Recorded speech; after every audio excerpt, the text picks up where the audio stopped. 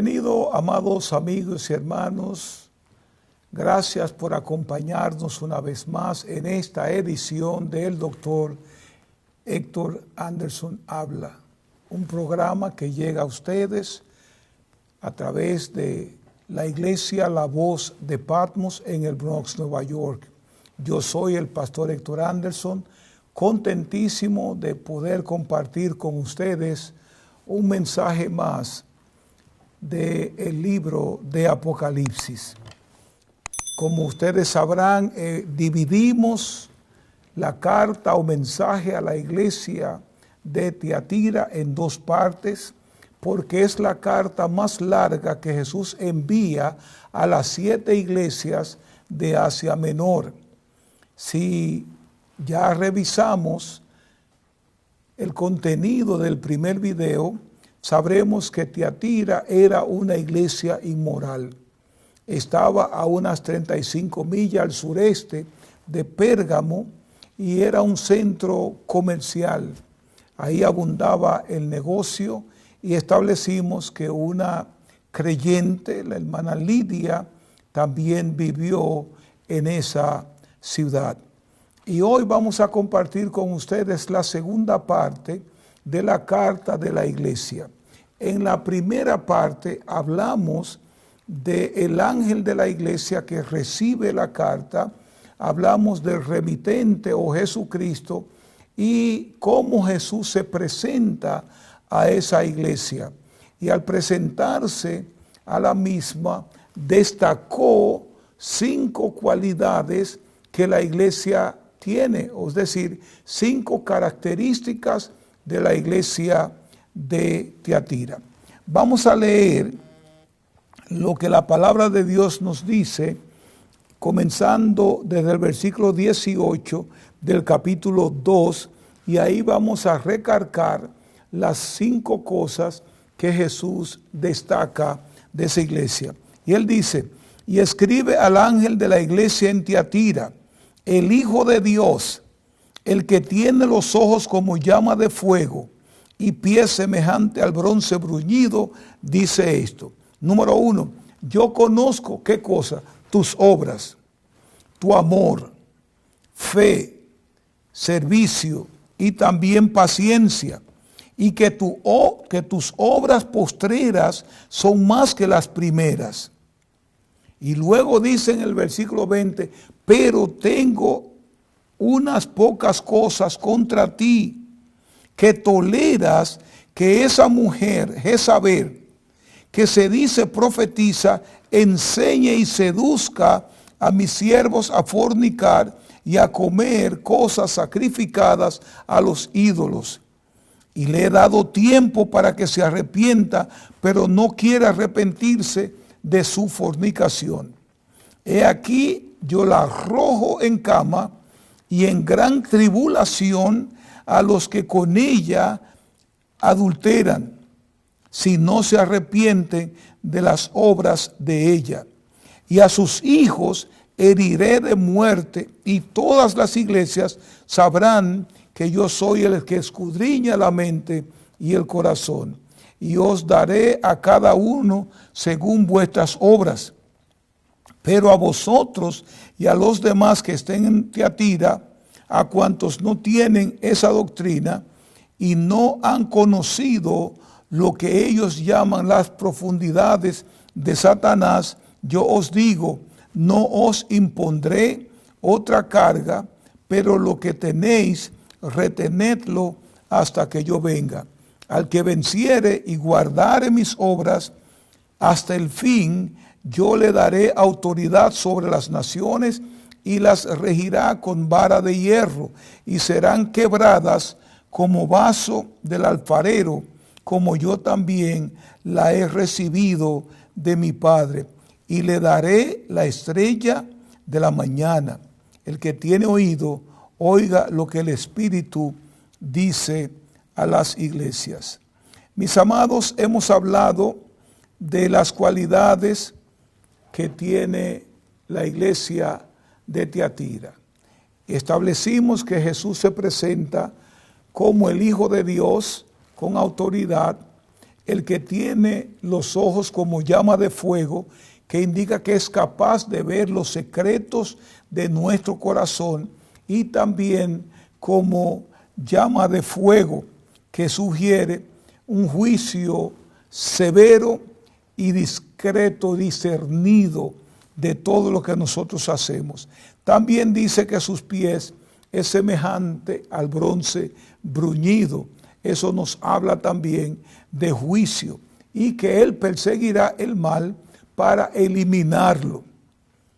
Y algo que establecimos es que a Jesucristo debemos tomarlo en serio, porque Él terminará siendo el juez que ha de venir. El Hijo de Dios, nuestro intercesor hoy, será mañana nuestro juez.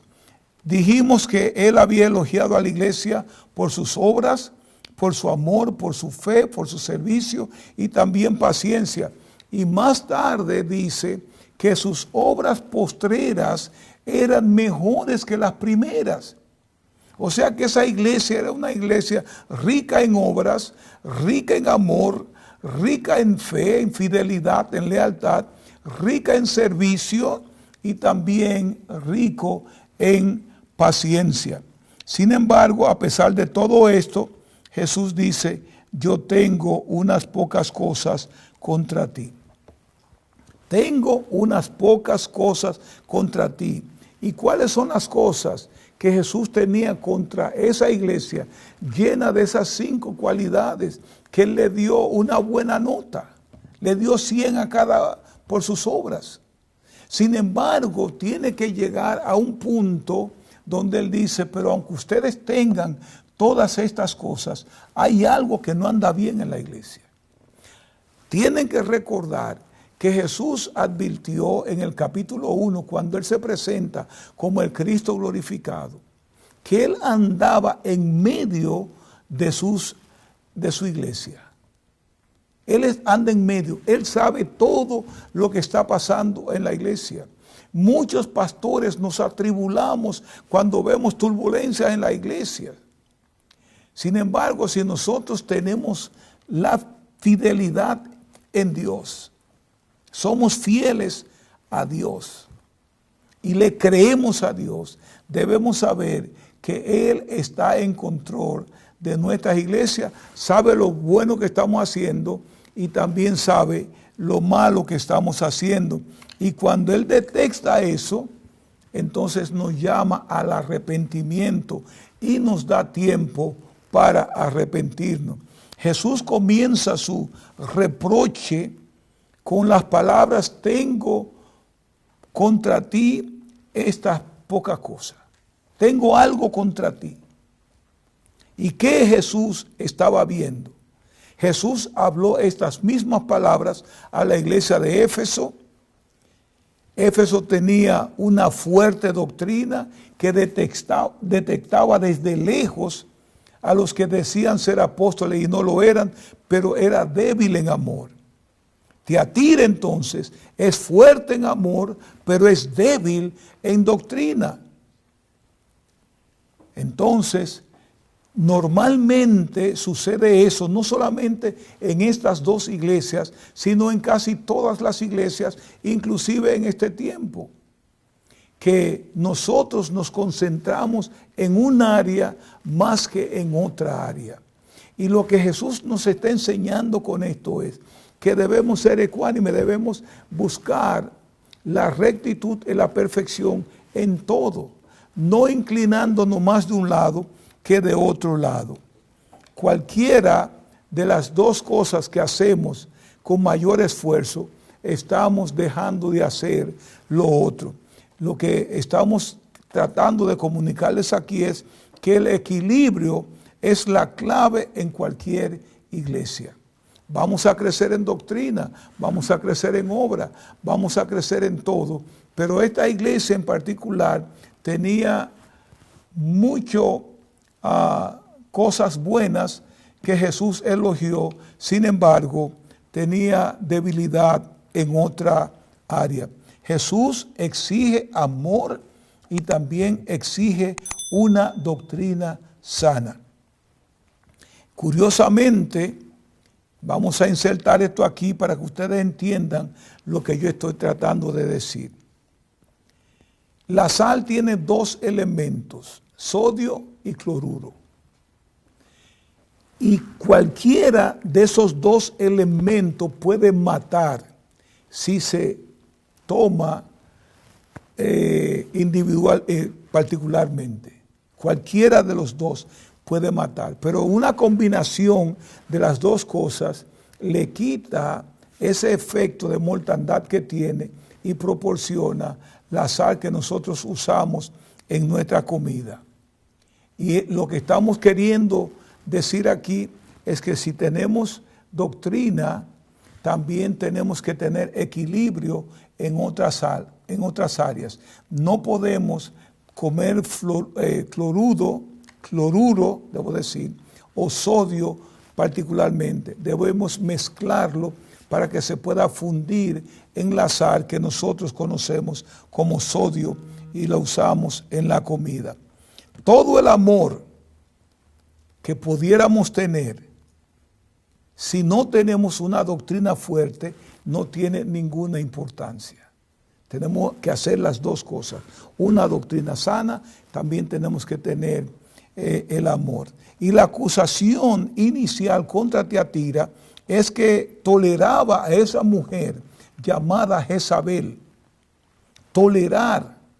Y no creo que estamos hablando de la Jezabel que conocemos en el Antiguo Testamento, pero sí podemos tomar la referencia de ella de la misma manera que Jesús tomó esa referencia para referirse a alguien que vivía o que estaba ministrando en la iglesia de Tiatira y estaba haciendo un pésimo trabajo, el mismo trabajo que Jezabel hizo en el Antiguo Testamento. O sea, Jesús reprende a esa persona, no a la Jezabel del Antiguo Testamento. Jesús estaba enojado porque estos creyentes toleraban esa enseñanza falsa y el comportamiento pecaminoso en lugar de confrontarlo y condenarlo.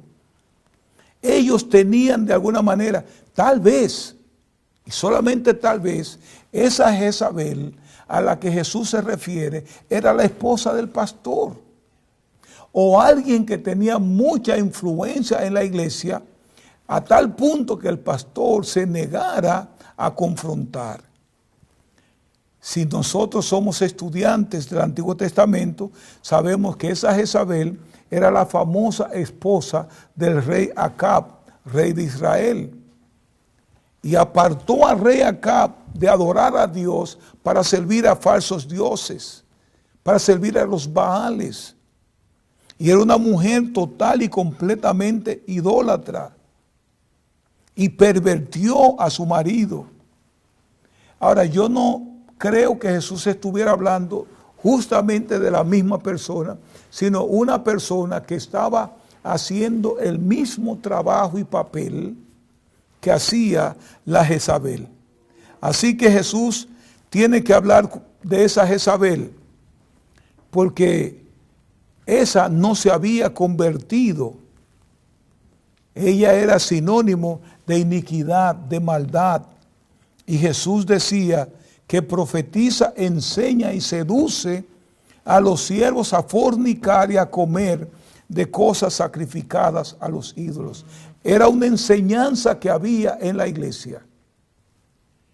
Pero esa enseñanza continuaba y nadie hacía nada con esta enseñanza.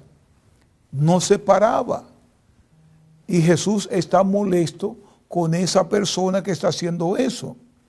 Y la llamó profeta, igual que los demás profetas, pero que no servía al Señor. Engañaba a los creyentes. Ella no seducía a los creyentes a ella.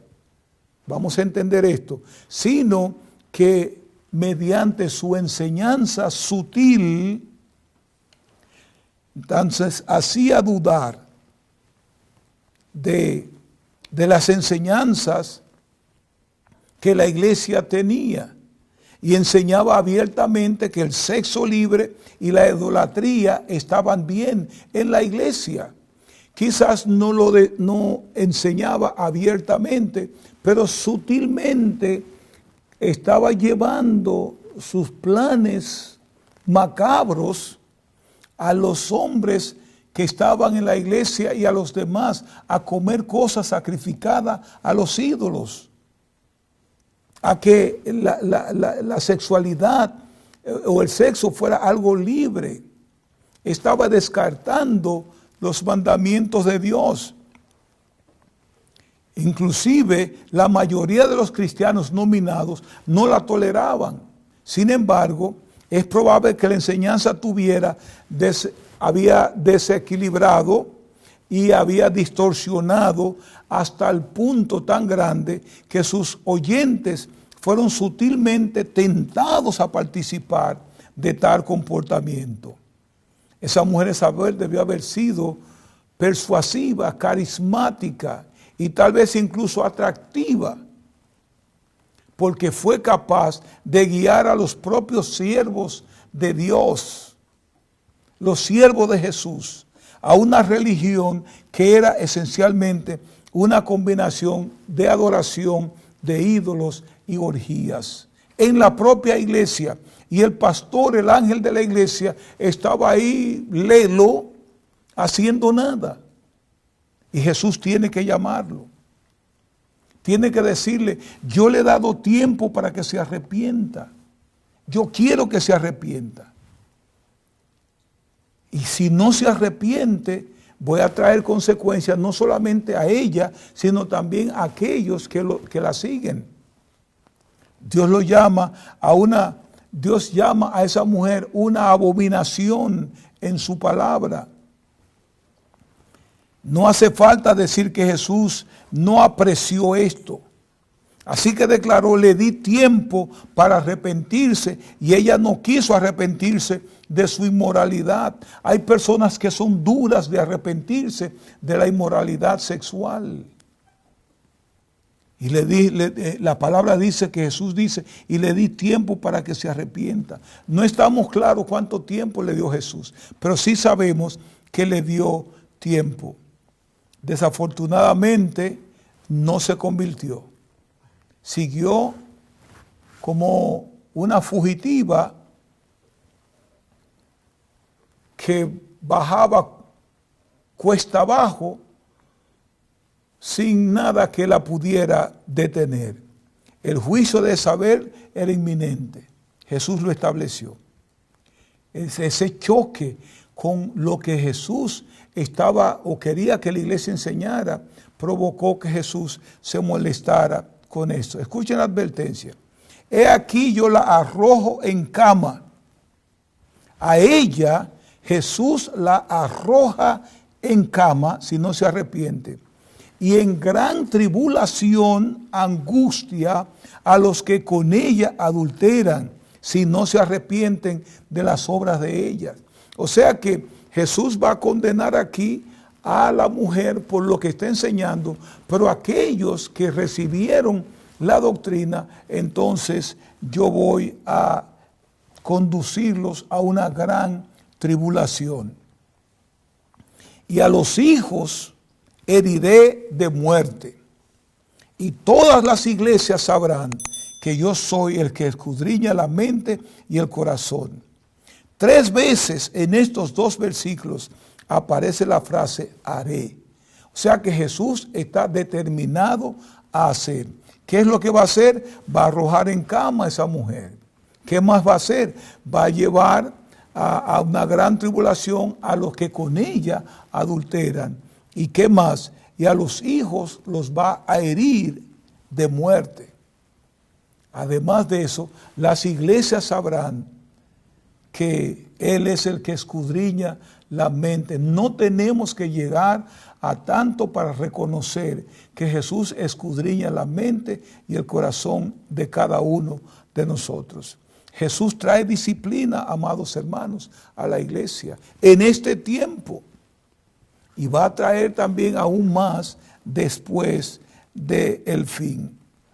Entonces, a Jezabel la van a echar en un lecho de sufrimiento, ya que su influencia llevó violación en la cama matrimonial. He estado conversando con algunos amigos, inclusive mi hermano, y le he manifestado que muchas veces nuestros pecados nos llevan a sufrir de lo mismo que estamos pecando.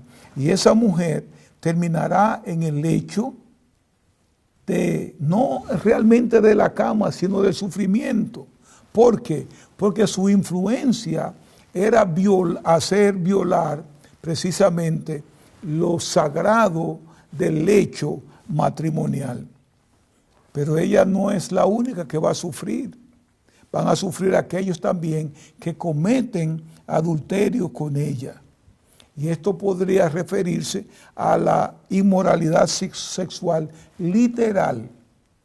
Porque no solamente enseñaba, ella parecía ser una mujer muy atractiva y atraía a los hombres a ella. Y aquellos que hicieron esto también pagarían la consecuencia de su fornicación. Era una enseñanza un poco fuerte. Nunca debemos subestimar cómo un maestro puede influenciar sutilmente a sus oyentes. Debemos recordarnos de eso y cuidarnos también de ella. Dice, a sus hijos heriré de muerte. Es decir, ¿quiénes son los hijos aquí? Los discípulos. ¿Cómo los va a herir Dios? Con pestilencia. Lo va a herir con muerte. Y el resultado de ese juicio inminente es entonces, y todas las iglesias sabrán que yo soy el que escudriña la mente y el corazón. La disciplina, amados amigos y hermanos, en la iglesia tiene varios propósitos. La corrección en la vida del pecador, la restauración, siempre ese es el objetivo, restaurar, traer la persona de un estado al estado donde había estado anteriormente. Y la inculcación de un sano respeto por el Señor en el pueblo de Dios. Fíjense cómo Jesús cierra esta reprensión declarando un principio bíblico. Le daré a cada uno de vosotros según vuestras obras.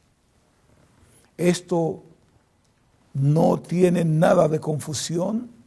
Todos estamos familiarizados con los pasajes en el sentido de que Dios no contará contra nadie, contra nosotros o contra nuestros pecados. Lo hará contra nosotros. Y aunque Él dice que Él echa nuestros pecados a lo profundo de la mar, si persistimos en nuestros pecados y no nos arrepentimos, nosotros podemos ser culpables de estos pecados. Tenemos que saber eso. Los creyentes en Cristo nunca van a enfrentar un juicio eterno, quizás, pero los pecados pueden hacer que sufran de manera vil aquí en la tierra. Los incrédulos sabemos que están separados de Dios porque no aceptaron al Señor y desecharon más bien a Jesús como Señor y Salvador. Y aquellos que nos hemos agarrado de la roca, tendremos y estaremos con Él. Pero si nos mantenemos en pecado, podremos pagar consecuencias por nuestros pecados en esta tierra. Así dice la palabra de Dios. Y vamos a ir terminando ya porque el tiempo nos está traicionando. ¿Cuál es el desafío? Dice, pero a vosotros y a los demás que están en Tiatira, en cuanto no tienen esa doctrina y no han conocido lo que ellos llaman las profundidades de Satanás, yo os digo, no os impondré otra carga, pero lo que tenéis, retenedlo hasta la muerte. Eso quiere decir que aunque la iglesia tenía una mujer enseñando inmoralidad sexual y herejías sutilmente, y algunos la habían seguido en su doctrina, habían otros que no estaban siguiendo a esa mujer. Aparentemente esta mujer afirmaba que su enseñanza era más profunda que la enseñanza de los apóstoles, pero por supuesto era lo más profundo en una doctrina satánica, y muchos cayeron en esa doctrina. Introdujo cosas profundas, pero no eran las cosas profundas de Dios. Los fieles de Tiatira se habían atrevido a oponerse a la opresión o a la presión ejercitada por Jezabel y su grupo. Jesús entonces prometió no añadir más carga a estos fieles. Y digo más carga porque pudieron haber sido sujetos a la burla de que mientras todo el mundo estaba en su orgía, en su cosa sacrificada a los ídolos, ellos se retraían y no lo hacían. Pudieron haber sido motivos de burla, pero Jesús le dice: no le voy a imponer más carga, sino que lo que ya ustedes tienen, lo poco que tienen, que los ayudó a mantenerse lejos de esa mujer llamada Jezabel, retengan eso. Y si los retienen, entonces ustedes van a tener un buen resultado. Voy a premiarlo por eso. Retén lo que tiene, o sea, retén tu integridad, retén tus obras. Y esta es una buena amonestación que le hace Jesús a esta gente. ¿Y cuál es el llamamiento? Le dice que les va a dar una lista de algo de esperanza. Al que venciere, guardaré mis obras hasta el fin. Yo le daré autoridad sobre las naciones. Y estas personas regirán las naciones como con vara de hierro, así como él gobernará durante el milenio con vara de hierro. Y también le dice que le dará la estrella de la mañana. ¿Quién es la estrella de la mañana? Jesucristo es la estrella resplandeciente de la mañana. O sea que Jesús tendrá una intimidad con estas personas que se guardan de las inmoralidades y de las cosas sacrificadas a los ídolos. Y en el versículo 26 Jesús da la definición más clara de un vencedor. Dice: el que venciere mis obras, el que guardare mis obras hasta el fin, estos son los vencedores, los que guardan sus obras hasta el fin.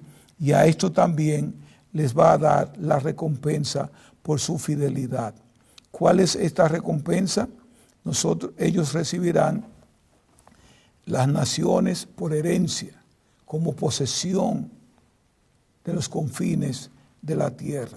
La autoridad que recibimos de Jesús continúa en la carta de Tiatira, porque será Él la autoridad quien va a darnos todas estas cosas. La estrella de la mañana nos dará a Él mismo, su persona, su camaradería, su comunión. Tendrán los vencedores de la iglesia de Tiatira con Jesucristo. Se me acabó el tiempo, amados hermanos. Sobre toda cosa guardada, guarda tu corazón, porque de él mana la vida.